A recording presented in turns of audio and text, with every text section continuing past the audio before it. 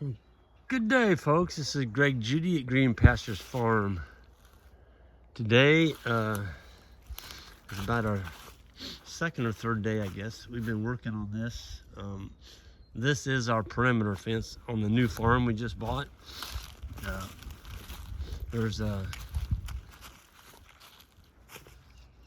excuse me, that's a good sneeze. There's 140 acres here. Fastens onto our bull farm, and this is the farm that the developers bought. And Jan and I are able to step in and reclaim it. We bought it from the developer because they were having troubles getting lots sold in here because they didn't have water and they didn't have electricity. So yeah, what was their misfortune was our fortune, I guess you might say. We were able to keep it in grass. But anyway, we've got some serious work to do in here. Of course, they tore out all the fence. They didn't tear out the perimeter. They wanted to. They were going to tear out this far paddock, and it was actually a perimeter fence. And it's like, no, the owner of this farm said, you can't tear that out. That's the border. They tore out everything else. And so what we're doing is we're putting it back in a little bit differently. We're keeping them out of the woods, mostly. We're going to be hooking on right here. There's the beast driver. That's the 40 pounder. And yeah, here's the that's where we're going to terminate at, right there. And so we've got we've already pulled all the wire. That's the spinning Jenny.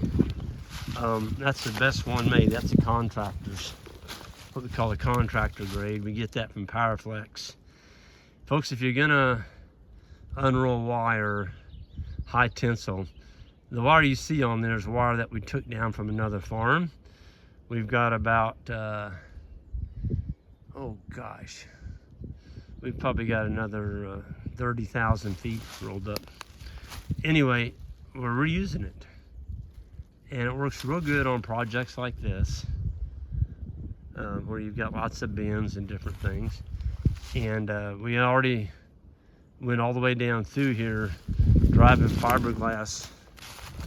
We use fiberglass on the corners like this because you can't make that bend with a post that doesn't have some strength to it. Now, in between all these, we've got, not all of them, but I'll bet there's probably 50 of these timeless. And the boys are going to put the the daisy tensioner on this right now to tighten it.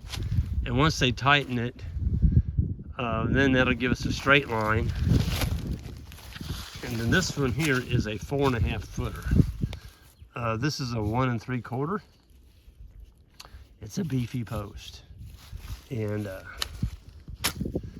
yes, pre-sharpened. It's already sharpened on the end. It's got the point on it. And the way the boys got into this is, this 1 3/4, our little steel post driver won't fit over that. It's too small a diameter. And so what they do is they just they use this rubber mallet to get it started straight with your fence like this, and then drive it in the ground about 4 or 5 inches with this, and then use the bottom of that driver and just slap it in, just pound it in. And you go, oh, you're gonna break the post using that big driver. No, you won't. These things are stout and they're bendable. I'm gonna take my knee, look at that. I mean, you can bend that post and it's not gonna break. We painted up a bunch of, not we, Jan painted a bunch of fiberglass the other day. And if you don't paint fiberglass, they'll get really hairy on you.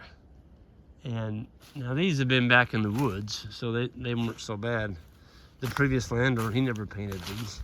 These are sucker rod. Okay. I'll tell you what, we made a happy neighbor right here. I can tell you that. I'll show you what we did there. If I can climb this hill. This is a bluff. I'm gonna get to the top of it though. Folks, this is solid autumn ollie.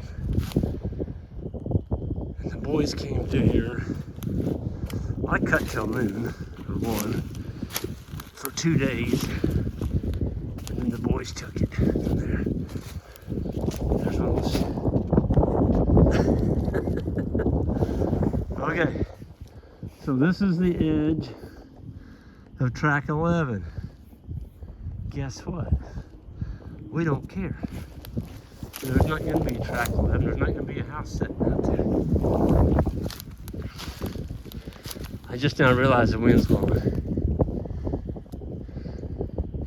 That's all right. I didn't have the wind down that valley. I got it now. So y'all going to hear some wind. I'll open up my coat and try. There. But you can see that brush was clear out here to their backyard. And they got a beautiful home here.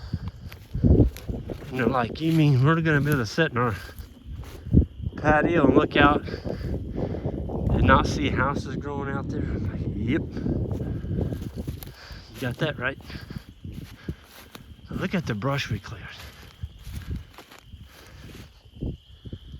I mean, we're talking serious brush, folks. This is all cleared by hand. Yeah. This all right here, I cut all that. And the boys went after it. And we painted the stumps. I mean, look at these autumn ollies. This is solid autumn ollies. This is what they do. They absolutely take over. And they kill all the grass. And you have nothing. There must be a marker on that one. Not sure what that was for. I don't see a pin.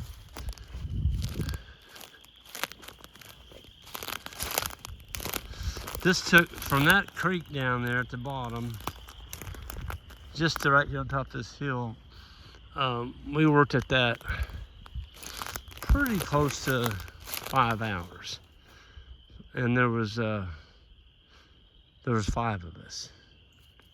You see them boys now, they can call them boys, young men, whatever. They flat stack some brush in here. But you got to get this stuff off the fence. There's one we missed right there, a little one. I'm gonna leave that one and I'm gonna cut it, but I'm gonna have me some brush killer when I do. Because if you don't, all you do is make them mad. They just come back with a vengeance. But you can see the wild onions. This is March 4th. The wild onions are coming. There they are. Oh yeah, got a good onion smell. It's pretty up here though. But we're gonna fence this all off. It's just really steep ground, and you know, this is where if you had cows in here and they were calving, you'd have a cow that would come up in here and she would calve and you would never know it. And there's not that much up here. I mean, there's a little patch of grass right here in front of me, that's it. The rest of it's just brush. But we're running a single wire around the base of this bluff to keep them out of here. But if they would get out, get through the single wire, we've got a 5-strand right here to back them up. So, yeah, and this goes all the way through our farm to the far side over to the bull farm. But anyway, you can kind of see what I'm talking about. We've got our work cut out for us. But you can see from the brush, we're not scared of work. It's something that's kind of enjoyable when you're doing something that looks better when you get done with it. And yeah, that's where we're at. So I'm gonna get down there and we're gonna start driving these posts, fastening the wire on, and then we're gonna be switching over to wood some wood corners up here on the road. That's what was there. And we're gonna keep that same wood post going for corners, just to make it match up with what's here. And it's right on the blacktop. It's gonna look nice when we get done. But folks, I mean, look at this. There's no way I was gonna try and get down through there. You can't get through there. If you're a rabbit or a fox, you could get through there. I'm gonna have to go back the way I came. I can't get through there. No way, no how. So, folks, these autumn olives, if you got a few, you need to keep track of them. Because if you don't, see, there's a daddy right there. Look at that thing. And they get huge. And look at all the children it put out. I mean, it'll take your farm. It'll absolutely take your farm. And you won't have anything left but autumn olives and brush. So it does make good habitat, I guess, you know, for deer. They can get in here and hide. So if you got a little patch of it and you can control it, leave it for deer bedding, that's fine. But if you got this stuff growing out in your pasture, you need to stay on top of it, because it will reproduce.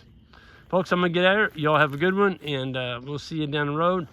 And remember, if you're getting ready to build some fence this spring, check out those the PowerFlex partner thing here at the description, and you'll get your one-time discount. If you're gonna get ready to build some fence, that'd be a big savings. Y'all have a good one. Take care.